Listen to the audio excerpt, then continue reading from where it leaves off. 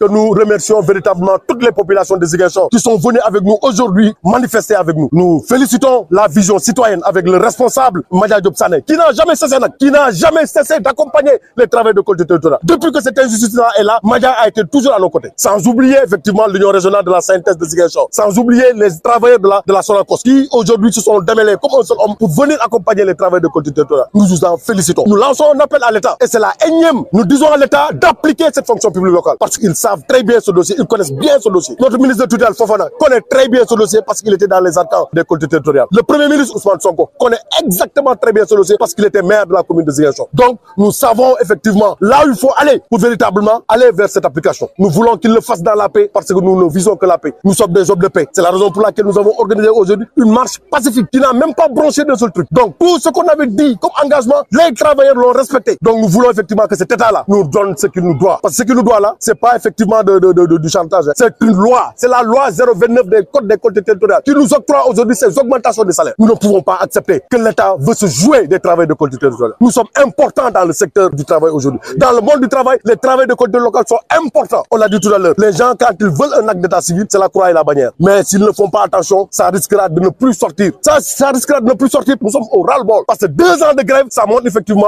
une mauvaise volonté de l'État. Ça montre effectivement que cet État-là ne se fout pas mal de ses travailleurs. Mais nous aussi, nous le rétorquons la même chose. On se fout pas mal d'eux s'ils ne règlent pas notre problème. Parce que nous sommes prêts à nous battre. Nous sommes prêts à mourir dans cette affaire-là.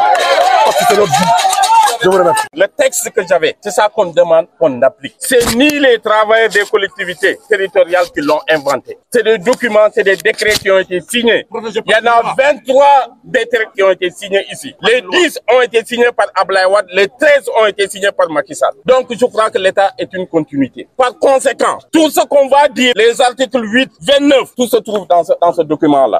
Donc ce qu'on demande aujourd'hui, j'invite le ministre Moussa Fofana à inviter l'intersyndicale à s'asseoir sur une table pour pouvoir régler de manière définitive ce problème. Vous savez, on ne peut pas revenir en arrière parce qu'une loi est une loi, il faut l'appliquer. Donc, c'est ça qu'on lui demande. La sortie de ce ministre-là ne grève pas à tous les travailleurs parce qu'un problème se règle sur une table de négociation. Dire qu'on avait 16 000 agents, ça c'est le recensement qui a fait sortir de ça. Où nous avons 3 catégories de travailleurs qu'ils ont classés. Le panier vert, le panier bleu et le panier rouge. Or, dans ce panier vert-là, seulement qu'on leur demande d'appliquer. Où est le problème? Pour commencer, ça tourne autour de 6 000 agents. Est-ce qu'il y a un problème de régler un panier vert? Ou bien il y a une volonté de la part de l'État? Donc, nous l'appelons dans ce sens-là qu'on puisse négocier, régler de manière définitive. Vous savez, le lendemain meilleur du Sénégal-là est important parce qu'il y a l'apparition du pétrole et du gaz qui demande beaucoup plus de stabilité dans ce pays-là.